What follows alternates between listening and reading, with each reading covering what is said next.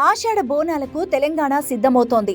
June 26 నుంచి July 24 వరకు జరిగే ఈ ఉత్సవాలకు రేవంత్ సర్కార్ 20 కోట్ల రూపాయలు కేటాయించి తన నిబద్ధతను చాటుకుంది.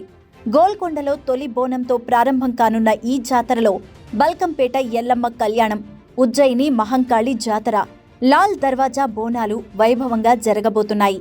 భక్తులకు సౌకర్యవంతమైన దర్శనం కల్పించేందుకు శానిటేషన్, హెల్త్ క్యాంపులు, అంబులెన్సులు, లైవ్ స్క్రీన్లు, పబ్లిక్ అనౌన్స్మెంట్ సిస్టంలతో కాంగ్రెస్ ప్రభుత్వం పకడ్బందీ ఏర్పాట్లు చేస్తోంది.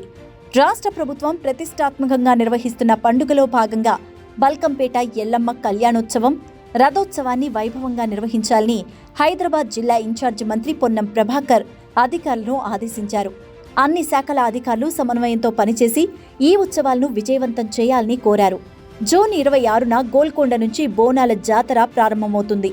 జూలై 1న బల్కంపేట ఎల్లమ్మ కళ్యాణం, జూలై 13న ఉజ్జయిని మహంకాళి బోనం, జూలై 20న అక్కన్న మాదన్న బోనాల జాతర జరగబోతున్నాయి. చివరిగా జూలై 24తో ఈ ఉత్సవాలు ముగియనున్నాయి. తెలంగాణ సంస్కృతి సాంప్రదాయాలను చాటి చెప్పే ఈ బోనాల పండగకు ముఖ్యమంత్రి రేవంత్ రెడ్డి నేతృత్వంలో ప్రభుత్వం అన్ని విధాలా అండగా నిలుస్తోంది.